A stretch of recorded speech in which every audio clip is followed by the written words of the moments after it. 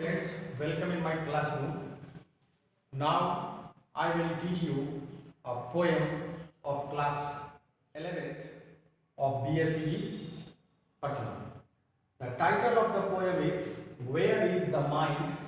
Where the Mind is Without Fear, and the poem is composed by Rabindranath Tagore. You know, Rabindranath Tagore was one of the most popular poet of English literaturists, and once he was a dramatist, novelist, short story writer, philosopher, humanist, nation builder, and a musician too.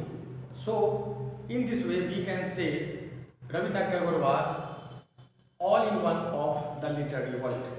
And for your kind information, he was the founder of an international university at Santiniketan. His main works are as follows: the Gitanjali, the Crescent Moon, the Post Office, and the present poem Where the Mind is Without Fear has been taken from Tagore's well-known novel The Gitanjali. And you know, Rabindranath Tagore was the first Indian who achieved Nobel Prize for Literature in 1913. The poem is a sonnet. Then I would like to say what is sonnet. In brief, sonnet is a form of English poem which consists 14 lines, and there are two types of sonnet: Petrarchan sonnet and second Shakespearean sonnet. Further I will discuss in another class. Now I am reading the lines of the present poem and try to explain it.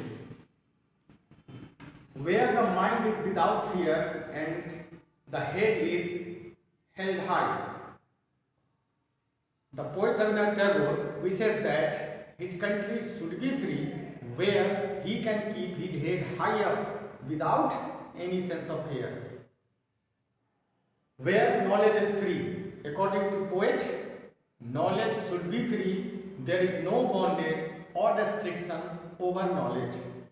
And the third line, where the world has not been broken up into fragments by narrow domestic walls. Narrow domestic walls means our traditional dead habits and customs. The poet wants us that our country never be divided into smaller pieces of land due to our narrow domestic wall or dead habits and customs. Where the words come out from the depth of truth, the poet follows truthness, and he wants that everyone must follow truth, and no word came from the depth of valley of falsehood. Now the poet says that where tireless striving stretches its arm towards perfection. Here the poet desires that everyone must do something for the progress of the nation or himself or herself.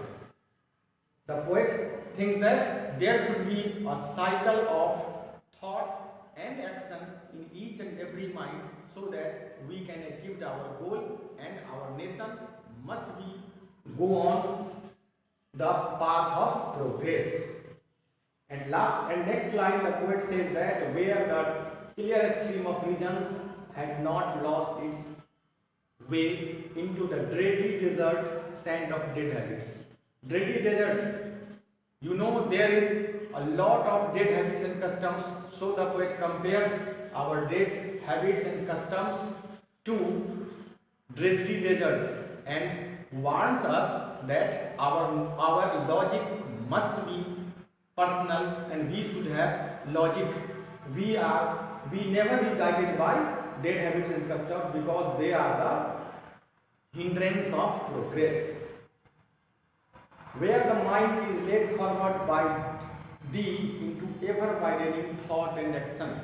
The poet wants that everyone must do something for the progress of the country, and a cycle of thought and action must be continued in each and every mind. And lastly the poet prays to God that his country must be free and his country must put into the heaven of freedom.